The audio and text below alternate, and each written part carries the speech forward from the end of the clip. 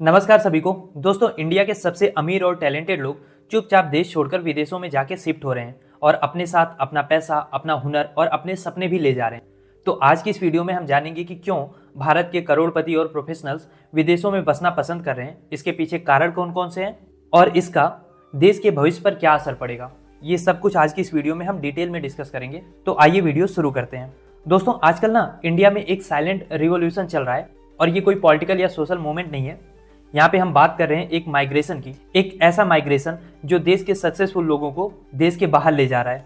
पर ऐसा नहीं है कि ये कोई नई चीज़ है। अगर हम इतिहास उठा के भी देखें ना, तो सदियों से लोग इंडिया छोड़ते रहे हैं, कभी बेटर जॉब के लिए, कभी पॉलिटिकल सेफ्टी के लिए, तो कभी मात्र अपने सर्वाइवल के लिए। लेकिन आज जिस हम माइग्रेशन की बात कर रहे हैं उसकी इक्वेशन थोड़ा सा दूसरा है, क्योंकि अब सिर्फ गरीब या मिडिल क्लास नहीं, बल्कि इंडिया के जो अमीर हैं, जो मिलियनियर, जो पावरफुल लोग हैं, हाईली एजुकेटेड लोग हैं, वो भी अब बड़े पैमाने पर देश छोड़कर विदेशों में शिफ्ट हो रहे हैं। 2025 में अनुमान ये बताते हैं कि करीब 3500 मिलियनियर्स देश छोड़ सकते हैं। और अगर हम पिछले 10 साल का रिकॉर्ड देखें तो 23,000 से ज़्यादा हाई नेट वर्थ के जो लोग हैं वो ऑलरेडी इंडिया से माइग्रेट हो चुके हैं। यहाँ पे सिर्फ बहुत ज़्यादा पैसे वालों की नहीं है, बल्कि डॉक्टर्स, इंजीनियर, साइंटिस्ट, जो टॉप प्रोफेशनल्स हैं, जिन्हें हम ब्रेन ड्रेन कहते हैं, वो भी इंडिया छोड़कर दूसरे देशों में सेटल हो रहे हैं। तो इस ब्रेन ड्रेन के ट्रेंड की शुरुआत ना 1970 में हुई थी, जब यूएस और बाकी वेस्टर्न कंट्रीज ने स्किल्ड इंडियंस को इनवाइट करना शुरू किया। खासकर Y2K क्राइसिस के बाद सॉफ्टवेयर इंजीनियर्स की डिमांड ने इस ट्रेंड को और तेज कर दिया था।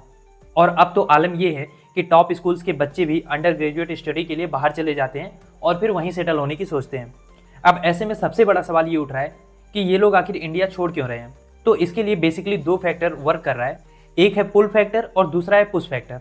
अब पुल फैक्टर से मेरा क्या मतलब है कि बाहर के देशों में उन्हें कुछ ऐसी चीजें, ऐसी सुविधाएं मिल रही हैं जो शायद उनको इंडिया में नहीं मिल रहा है, चाहे वो बेटर लाइफ हो, लो टैक्सेस हो, या ज़्यादा बिजनेस फ्रीडम हो, या फिर वर्ल्ड क्लास एजुकेशन अपॉर्चुनिटीज हो। अब इसके लिए जो इंडियंस हैं वो UAE, US, UK, Australia, Singapore जैसे कंट्रीज में शिफ्ट हो रहे हैं। और यहाँ पे दूसरा जो फैक्टर है वो है पुश फैक्टर का, यानी इंडिया में बिजनेस इन्वायरमेंट उनके लिए टफ होता जा रहा है। जो टैक्स पॉलिसीज हैं, रेगुलेटरी हैसल्स हैं और कभी कभी जो पॉलिटिकल प्रेशर बनता है उसको अवॉइड करने के लिए बिजनेसमैन सारी हरासमेंट, सारा अनसर्टेनिटी से दूर भागने के लिए कभी कभी विदेशों में सेटल होना ज़्यादा सेफ मानते हैं। अच्छा, सेटल होना एक और फैक्टर की वजह से आसान हो जाता है, जिसका नाम है सिटीजनशिप बाय इन्वेस्टमेंट या फिर गोल्डन वीजा स्कीम, जिससे जो रिच इंडियंस हैं वो आसानी से दूसरे देशों की सिटीजनशिप खरीद लेते हैं।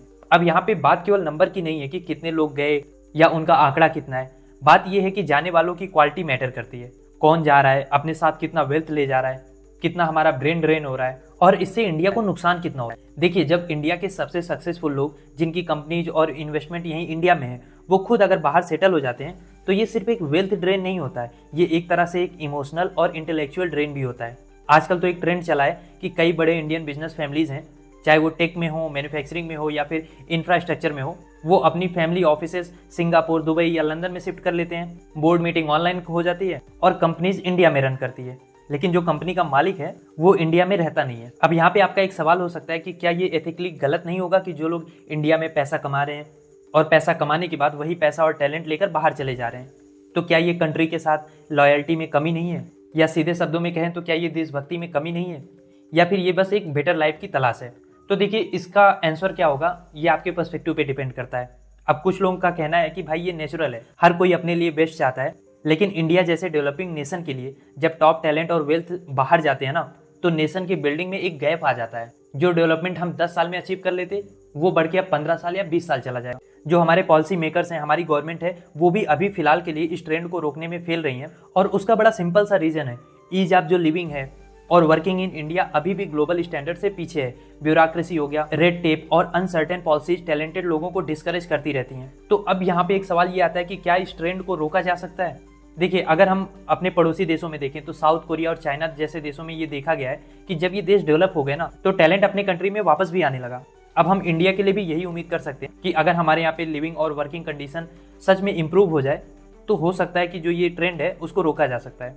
लेकिन एक चीज़ तो क्लियर है कि जब तक इंडिया में वही अपॉर्चुनिटी, वही फ्रीडम, वही कंफर्ट नहीं मिलेगा, तब तक ये ब्रेन ड्रेन और वेल्थ ड्रेन रोकना बहुत मुश्किल होगा। फिर भी एक फ्लिप साइड ये भी है कि जैसे जैसे वेस्टर्न कंट्रीज अपनी इमिग्रेशन पॉलिसीज को टफ करती जा रही हैं, तो शायद फ्यूचर में बाहर सेटल होना इतना आसान भी नहीं होगा और तब शायद इंडिया में रहना ही लोग पसंद करें। फिलहाल के लिए जो ये ट्रेंड चल रहा है वो भारत सरकार के लिए, हमारे पॉलिसी मेकर्स के लिए एक वेकअप कॉल होनी चाहिए कि अगर हम अपनी सबसे वैल्यूएबल कैपिटल यानी टैलेंट और वेल्थ को रोकना चाहते हैं तो हमें सिर्फ स्लोगन या नारेबाजी से काम नहीं चलेगा, हमें रियल चेंज ग्राउंड पे करना होगा। अब मेरा सवाल आपसे ये है कि क्या इंडिया अपने सबसे सक्सेसफुल लोगों को वापस अट्रैक्ट कर पाएगा, या ये जो साइलेंट एक्सोडस है वो नेशन की ग्रोथ स्टोरी को क्वाइटली रीराइट करेगा? क्या सोचते हैं आप इस बारे में? लिखिए अपनी राय कमेंट बॉक्स में।